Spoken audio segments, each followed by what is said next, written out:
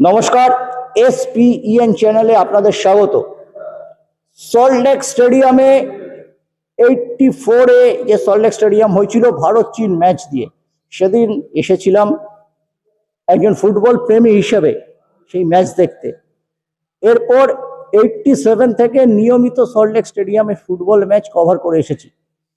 কিন্তু এতদিনের প্রায় 40 বছর যে সল্টলেক স্টেডিয়াম ম্যাচ কভার করতে এসেছি, অনেক উত্থান পতনের সাক্ষী, কিন্তু এমন দৃশ্য দেখিনি। একেবারে ক্ষোভে ফুটছিলেন ইস্টবেঙ্গল সমর্থকরা। তাদের একটাই দাবি ছিল, দেবব্রত সরকারকে এসে কথা বলতে হবে। দেবব্রত সরকার ময়দানের সবচেয়ে অভিজ্ঞ এবং কৌশলী মানুষ। দুটো তিনটে জিনিস ছিল, অস্কারের ওপর ক্ষোভ, অস্কার যেটা করেছেন সেটাও অন্যায় করেছেন। যেটা আশঙ্কা প্রকাশ করেছিলাম, দেবব্রত সরকার পাল্টা প্রেস কনফারেন্সটা গতকালই করলেন, এটা আজকে তার বক্তব্য বলতে পারতেন। এই রোজা রোজা করে, রোজা দিয়ে তো পৃথিবীর সর্বত্রই খেলা হয়। যে ছেলেটি আশরাফ গোল করে এক করলো, সেই ছেলেটিও রোজাই ছিল। রোজা কোনো ফ্যাক্টর নয়। কিন্তু দেবব্রত সরকার আজকে 14 বছরে একটা ট্রফি পেয়েছে, সর্বভারতীয় ট্রফি। 22 বছর দেশের সেরা লিগ ইস্টবেঙ্গল তাবুতে ঢোকেনি, কোনোদিন ঢুকবেও না, অন্তত এই মরশুমে তো ঢুকছে না। সেটা কিন্তু আজকে ক্লিয়ার হয়ে গেল। ইস্টবেঙ্গল একটা বিশাল অ্যাডভান্টেজ পেয়েছিল, মোহনবাগানের থেকেও অ্যাডভান্টেজ বেশি। তারা 10টা ম্যাচ কলকাতায় খেলার সুযোগ পেয়েছিল। 7টা দলের অফিসিয়াল হোম ম্যাচ, তারপর মোহনবাগানের সঙ্গে যৌথভাবে একটি ম্যাচ আছে। একটি ম্যাচ ইন্টারকাশিয়ে কলকাতায় খেলছে সন্তোষপুর, সেটাও ইস্টবেঙ্গলে কলকাতায় খেলার সুযোগ পাবে। ভাবানা স্পোর্টিং, সেই ম্যাচটাও তারা আছে। সব মিলিয়ে এরকম একটা সুবিধাজনক অবস্থায়, মানে হাতির 5 পা দেখেছিল ইস্টবেঙ্গলের এই তথাকথিত কর্মকর্তা এবং ইয়েরা, যে পরপর দুটো ম্যাচ জিতে কোনোদিন জেতেনি। আমি কিছু সমর্থকদের জিজ্ঞেস করেছিলাম, বললো দাদা ওটা আমাদের ভুল হয়ে গেছে, যে অত লাফালাফি না করলেই হতো। তারপরে ফুস, মানে ভৌমিকদা বলতো না ফুস, হ্যাঁ, সেরকম হয়ে গেল। পরপর 3টে ম্যাচে মুখ থুবড়ে পড়লো। উনি রোজা করছেন, উনি দলের মধ্যে দেখছেন অন্য ক্লাবের সাবেক কর্মকর্তাদের হাত দেখছেন। দেবব্রত সরকার পাল্টা চ্যালেঞ্জ করছেন, পাবলিক তো ফুটবেই।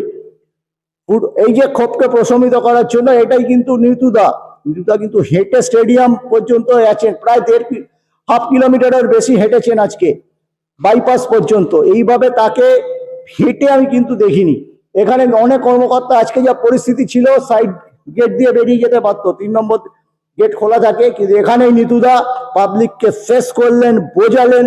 এবং নিতুদা একটা সময় শুধুই পাবলিকের সাথে কথা বললেন, কিছু মিডিয়ার সাথে কথা বললেন, আমাকে বললো এবার আমি একটু ওদের সাথে কথা বলি। খুব ভালো কথা। কিন্তু নিতুদা যেটা বললেন, যে নিতুদার কাছে যদি ক্ষমতা থাকতো তবে আগামীকালই অস্কারের গোল্ডেন হ্যান্ডশেক হয়ে যেত, কিন্তু সেটা হবে কিনা আমি বলতে পারছি না। কিন্তু যেভাবে পাবলিকের সঙ্গে ইন্টারঅ্যাক্ট করলেন নিতুদা, এটা ওটা কৌশল। নিতুদা সরকারকে আমি যতটা চিনি, তিনি এই বার্তাটা ইমামি কর্মকর্তাদের দিতে চাইছেন, যে তুমি বাংলা কোচ দাও, সঞ্জয় সেন একটাই নাম আছে, তাকে বাকি মরশুমের জন্য কোচ নিয়োগ করো, নতুন করে দল গড়বো আমরা, তুমি এক্ষুনি অস্কার হটাও। এবং পাবলিকের যেটা ডিমান্ড, সেইটাই কিন্তু কৌশলে। এটা এই যে বড় চ্যানেল কেউ ছিল না, কিন্তু ডিজিটালে যুক্ত এখন, ডিজিটাল মিডিয়ার 5-6টা সাংবাদিক ওই ভিড়ের মধ্যে, অল্প বয়সী ছেলেরা সেভাবে ক্যামেরা বন্দি করেছেন, তাদের আমি কুর্নিশ জানাই। আমার সাথে সৌমিত্র ছিল, তারা কিন্তু অনেকটাই ঝুঁকি নিয়ে ভিড়ভাট্টার মধ্যে, এবং বাউন্সারদের গুঁতো দিয়েছেন। একজন বাউন্সার এবং একজন পুলিশ অফিসার, আমাদেরই এক সহকর্মী প্রীতম, তারা যাতে রেকর্ডিং করতে না পারে তার হাত চেপে ধরে রেখেছিল। অনেক, তাদের মধ্যেও কিন্তু ফুটেজটা আমরা বার করতে পেরেছি। এটা কিন্তু বার্তা যে ভাই অস্কার চলবে না, এই যে তিনি অজুহাত দিয়েছেন। এবং অস্কার সরাসরি হাত তুলেছেন নিতুদাকে, হ্যাঁ, বেতাজ বাদশাহ ময়দানে বলা হয় তাকে, অনেকে বলে, আমি বলি না, আমার দাদা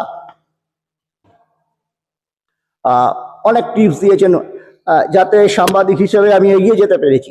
কিন্তু অস্কারের কিন্তু কপাল পুড়তে চলেছে। অস্কার যদি এই যাত্রায় বেঁচে যান, হ্যাঁ, যেরকম 13 ডিসেম্বরের পর এই অরূপ বিশ্বাস এই স্টেডিয়ামের জন্য তিনি অনেক কিছু করেছিলেন, চোখের মনির মতো যত্ন করে স্টেডিয়াম রেখেছিলেন, তাকে ইস্তফা দিতে হলো। এরপরে যদি অস্কারকে ইস্তফা দিতে হয়, আমি অন্তত অবাক হব না। বোর্ড এখানে বিভাস আগরওয়াল আছেন, আদিত্য আগরওয়াল আছেন, আমরা চেষ্টা করব তাদের সাথে যোগাযোগ করব। এখনো আমরা এখানে ম্যাচ চলছে, হাফ টাইম, মোহনবাগান ম্যাচের দিকেও আমাদের নজর রাখতে হচ্ছে। সব মিলিয়ে কিন্তু মানে বিদায় ঘন্টাটা যে গতকালই বেজে গিয়েছিল, নিতুদা বলেছি, চ্যালেঞ্জ জানিয়েছিলেন ওকে। অস্কার আবার একটা বাহানাও দিলেন যে গোলের সময় নাকি প্রভসুখন সিংকে গার্ড করে রেখেছিল ওদের আর একজন প্লেয়ার। বাহানার ওপর বাহানা চলছে। তিনি যেভাবে হোম ম্যাচ, অনেক কটা হোম ম্যাচ আছে, নাওয়ানা স্পোর্টিং কিন্তু এদিকে চালু আছে, তারা কিন্তু বেশি হোম কলকাতায় খেলেনি। যত হোম ম্যাচ হবে তত ঝামেলা বাড়বে। দেবব্রত সরকারটাই বলেন স্টেডিয়ামে আসতে, কমিটির বদলও চেয়েছেন অনেকে। আর একজন খুব দামি কথা বলেছে সমর্থকরা, স্বপন বলকে তারা মিস করছেন। প্রায় কাঁদো কাঁদো কণ্ঠে বলেছেন যে স্বপন বল এক গুহরায় টাইটেল, অসীম গুহরায় বিজয়গড়ে থাকেন। তিনি কাঁদো কাঁদো কণ্ঠে বলছিলেন সবে থেকে স্বপনদা ড্রেসিং রুম থেকে বেরিয়ে গেছেন, মারা গেছেন, প্লেয়ারদের চার্জ করার কেউ নেই। যে আজকে ম্যানেজার, সে তো জানেই না যে ক্লাবের র্যাম্পারটা কোন দিকে, ক্লাবের ডান দিকে না বাঁ দিকে। খুব খাঁটি কথা বলেছেন এই বিজয়গড়ের ছেলেটি। আমি বিভিন্ন জায়গায় কভার করতে গিয়ে দেখেছি ছেলেটি রেগুলার দলের সাথে সফর করেন, ট্রাভেল করেন। প্রায় কেঁদে ফেলার মতো অবস্থা। এদের মুখে কবে হাসি ফুটবে আমি জানি না, এদের মুখে হাসি ফুটুক, এটাই তো চাই। আমরা চেয়েছিলাম প্রথম দুটো ম্যাচ একটু বেশি বেড়ে খেলতে গিয়েছিল সমর্থক, কর্মকর্তা এবং তাদের যারা যেই স্পোর্টস ম্যানেজমেন্টে যারা স্টুডেন্ট আছে, যারা আধিকারিক যারা আছেন হিসেবে যারা কাজ করেন, তারা ফুটবলটা তো কোনোদিন দেখেননি পেশায় আসার আগে, গ্যালারিতেও নয়, র্যাম্পার্টেও নয়। ব্যাপারটা হচ্ছে সিবলের চোটটা খুবই করুণ হয়ে যাচ্ছে।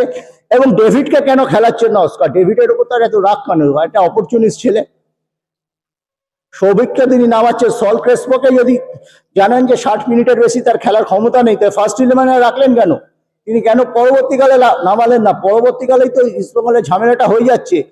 রোজা বলুন, দম না রাখা বলুন, আর সোর্সবার্গকে নিয়ে প্রচুর প্রবলেম। সোর্সবার্গকে এসেছেন তিনি লুকিয়ে রাখতে হচ্ছে। জেরিকে এনেছেন চোট প্লেয়ার, কিসের জন্য? সমর্থকরা বলছেন এসব কাটমানির ব্যাপার আছে। সিংটোকে আজকে সেভাবে দেখা যায়নি, সিংটোর ওপরেও রাগ আছে। এখন দেখা যাক কোথাকার জল কথা গিয়ে দাঁড়ায়। ইস্ট বেঙ্গলে কিন্তু কোচ বদলের হাওয়া কিন্তু প্রবলভাবেই বইছে। এটাই ছিল আপডেট।